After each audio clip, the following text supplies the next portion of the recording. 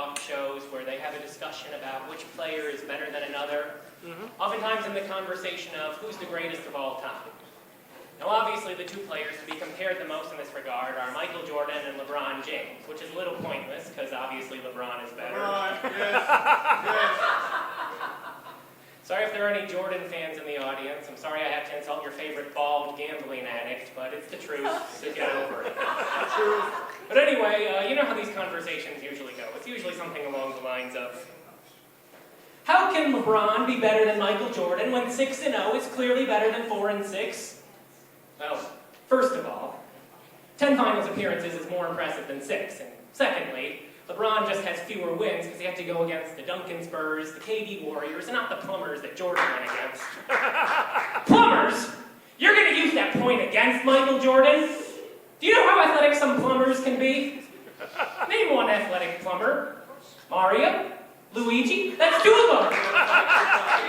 Mario and Luigi, they're like 3 feet tall and have giant beer guts.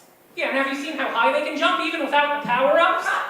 You make Mario and Luigi 6'7", give them some muscle mass, they would be ballers. Yeah, but Mario and Luigi never beat Bowser in his prime. I mean, maybe they did once or twice, but every other time he was washed. They could not have handled the physicality of the era when Bowser was at the peak of his peak. Yeah, just like how LeBron couldn't have handled the physicality of the 80s NBA. Well, I agree that LeBron would have struggled in the 80s NBA because he was born in 1984. You put a preschool-age LeBron against Prime, Magic, and Bird, he would get his ass kicked. You know that's not what I meant. Okay.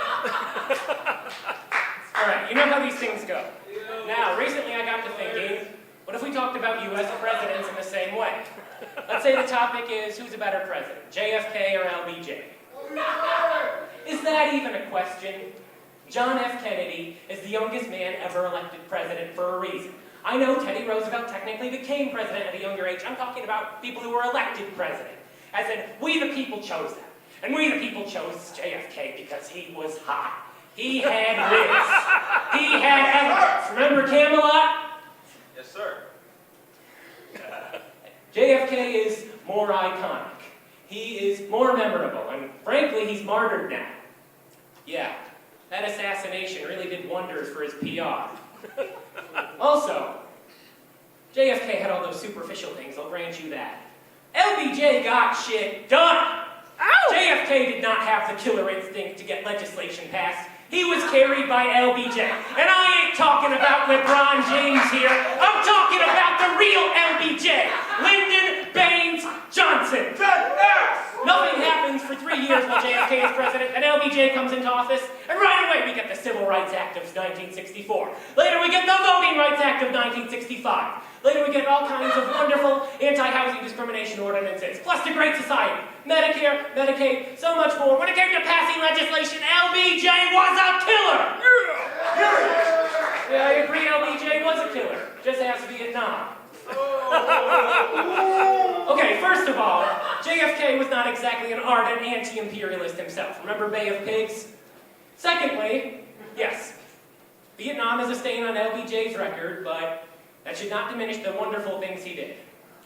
Well, in evaluating a president's legacy, you can't just consider the good things, you have to consider the mistakes too. Well, if lack of mistake makes a good president, I guess William Henry Harrison is our very best, huh? I mean, sure. What? He was president for a month! Who cares about the circumstances? He made the fewest mistakes. Buddy, I am going out of my way to make you look stupid right now. I am putting the bait on the hook, and you are not merely taking the bait. You are reeling yourself up to the surface, going straight to the supermarket to chop yourself up, and going to family and saying, hey, make me your Christmas dinner! Speaking of presidents, obviously, JFK was number 35, LBJ was number 36, Richard Nixon was number 37. Richard Nixon, believe it or not, was a big fan of rap music. He actually once remarked, if rap music had been around when I was younger, then perhaps I would have pursued a career in music instead of politics. So that got me thinking, what would a Richard Nixon rap song sound like?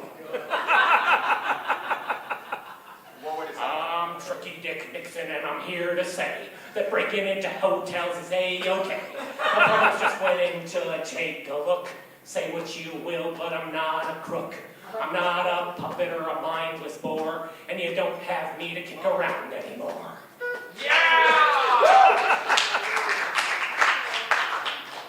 I still got like 45 seconds left. You don't have to.